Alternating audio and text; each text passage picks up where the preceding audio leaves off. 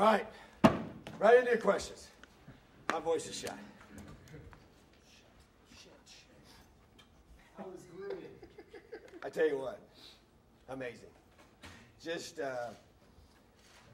having him here, he really has a genuine love for Bloomington and for Indiana. And just sitting in here and doing the video sessions and talking to him, and just as you see him on TV, it's just who he is all the time, And so just insightful on some things. I talked to him about some head coach, just get his advice on some of those items, and just talk a little ball. But just enjoying him here with us and his dad and his family. So just really appreciate him coming and doing this with us and making it real special. But he's pretty fired up.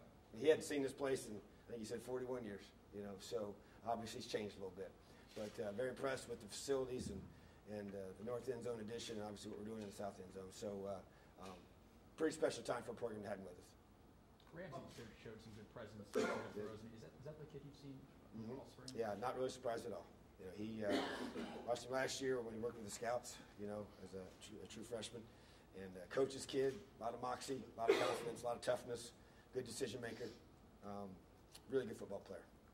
And he cares a whole bunch.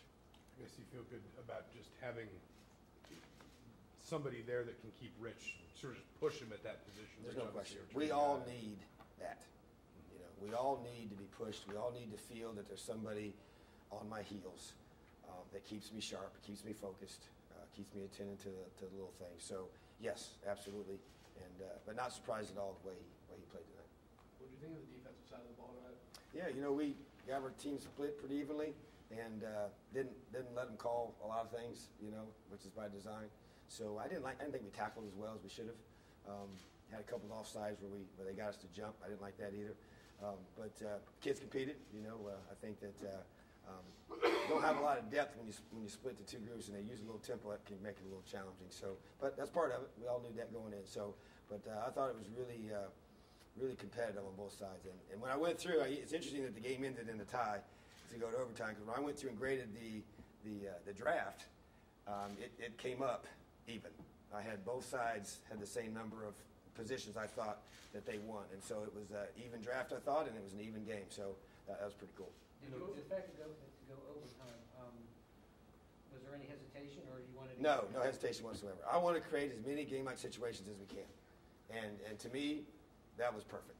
Matter of fact, if you notice, there was a call that set up that last touchdown by the Cream team, and then they obviously ended up getting the 2-point conversion to tie it. But there was, I told them to reevaluate the call, and they did. Okay, so I just want to put us. I want to put us in tough spots. I want to be able to create that adversity. I want to be able to create that stress on both the coaches and the players, and see how we respond. Because to me, that's where we want to be. We want to be finishing those games when it is fourth quarter, call goes against us. How you going to respond? You got to flush it. Go play the next play. Because they didn't score on that play, but then we gave up a score right after that. So it's about mental toughness and developing that. So I was thrilled that it went to overtime.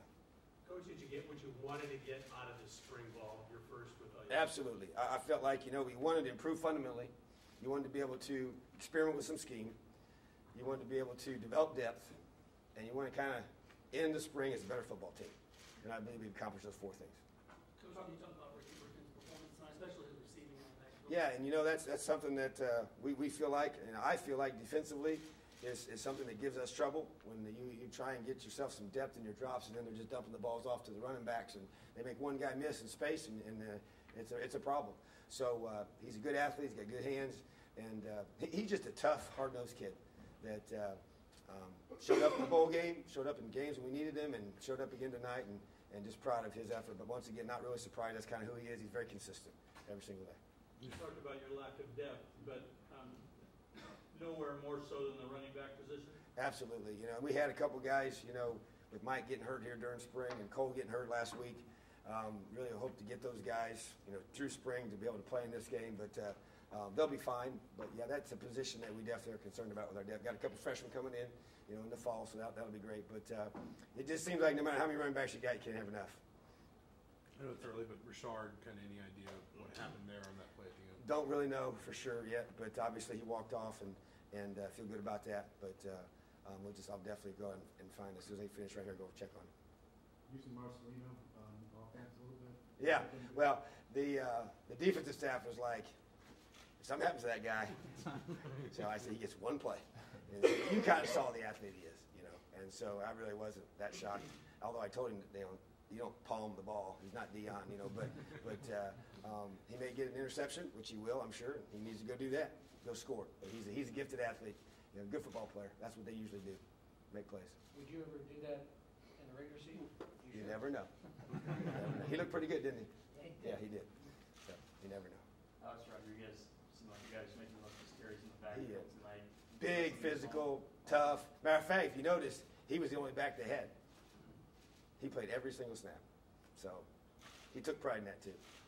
So he came to me about halfway through and he said, Coach, I'm not going to let him sub me out. So mindset, toughness, I love it.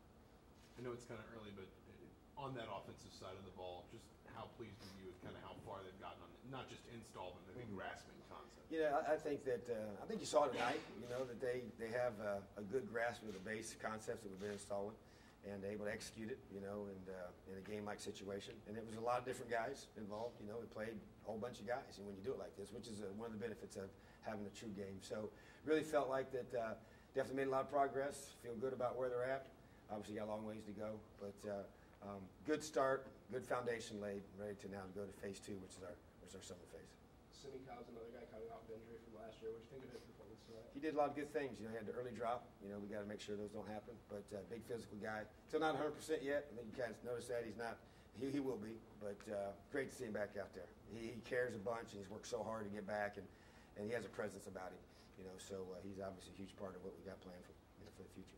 That throw from Isaac James to Brooklyn down the sideline, that's something you guys have been working on a lot? No, actually, I gave them. We broke off the last practice, and they got to practice cream and crimson. And I put one indoors and one outdoors so they could kind of have some privacy.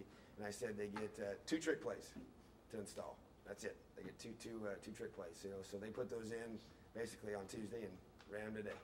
So sometimes you just work on a play a whole bunch, it doesn't work, and you work on a play one time and it, you know, goes for a big play. So, but anyway, so you just I wanted to make it a little fun. Overall, how pleased were you with the tempo that both teams played at?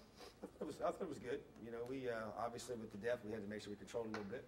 But you know, that's kind of, you know, we're a tempo team. You know, and we want to be aggressive attacking on defense. We'll be aggressive attacking on offense, and that's the culture we have here, and that's part of our mindset, and part of the way we train, and part of the way we practice, and part of the way we want to play on Saturday.